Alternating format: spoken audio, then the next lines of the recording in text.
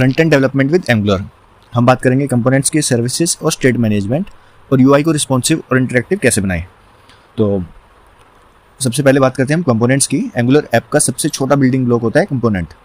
एक कंपोनेंट के 3 पार्ट्स होते हैं। First one is HTML template जो यूआई शो करता है। सेकंड इज टाइपस्क्रिप्ट क्लास जिसमें लॉजिक होता है। थर्ड वन इज CSS जिसमें स्टाइलिंग होती है।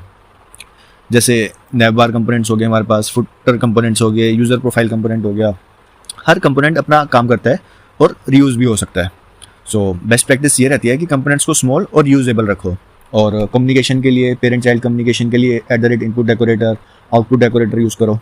ठीक है, अब बात करते हैं सर्विसेज इन एंगुलर।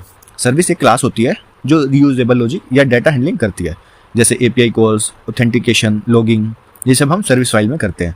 तो सर्विसेज को कंपोनेंट में इंजेक्ट करते हैं using dependency injection. So example के लिए जैसे यूज़र सर्विस बनाया जिसमें गेट यूज़र डाटा फंक्शन है, ठीक है, और कंपोनेंट इस सर्विस को कॉल करेगा और डाटा फेच करेगा। ठीक है, तो बेनिफिट्स क्या रहते हैं इसके कि बिजनेस लॉजिक अलग हो जाता है यूआई लॉजिक से। ठीक है, सर्विसेज में हम ऐड करते हैं हम सारा बिजनेस लॉजिक, API कॉल्स करना सर्विसेज के थ्रू। ठीक है, अब बात करते हैं स्टेट मैनेजमेंट की। स्टेट का मतलब है एप्लीकेशन का डाटा जो यूआई को कंट्रोल करता है।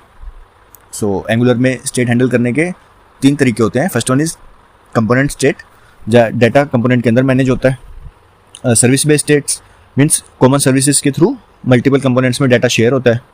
और लाइब्रेरीज के थ्रू जैसे NGRX, ठीक है, ये होता है मोस्टली बड़े प्रोजेक्ट्स के लिए हम NGRX यूज़ करते हैं। और अब बात करते हैं रिस्पॉन्सिव और इंटरेक्टिव यूआई की। सो डिफरेंस क्या है रिस्पॉन्सिव यूआई और इंटरेक्टिव यूआई में? सो रिस्पॉन्सिव यूआई का मतलब है ऐप हर स्क्रीन साइज पे सही चले, चाहे वो डेस्कटॉप हो, टैबलेट हो या मोबाइल हो। ठीक है, सभी पे यूआई प्रॉपर दिखे। तो एंगुलर के साथ CSS फ्रेमवर्क यूज़ करते हैं हम, जैसे bootstrap, tailwind CSS, angular material, और मीडिया क्वेरीज का यूज़ कर सकते हैं या फ्लेक्स बॉक्स ग्रिड से लेआउट एडजस्ट कर सकते हैं to make our UI responsive. अब इंटरेक्टिव यूआई क्या होता है? इंटरेक्टिव यूआई का मतलब है यूज़र एक्शंस के अकॉर्डिंग यूआई चेंज हो। ठीक है, जैसे बटन क्लिक किया तो API कॉल हुई तो स्पिनर आ गया हमारा यूआई पे। ठीक है, स्पिनर शो करना, जैसे ngIf, ngFor, ng क्लास।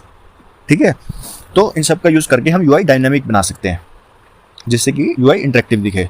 अब जैसे फॉर्म्स हो गए हमारे, हम यूज़ करते हैं रिएक्टिव फॉर्म्स, वैलिडेशन और एनिमेशंस। इनसे क्या होता है यूज़र एक्सपीरियंस काफ़ी अच्छा मिलता है हमें। ठीक है, this is called interactive UI.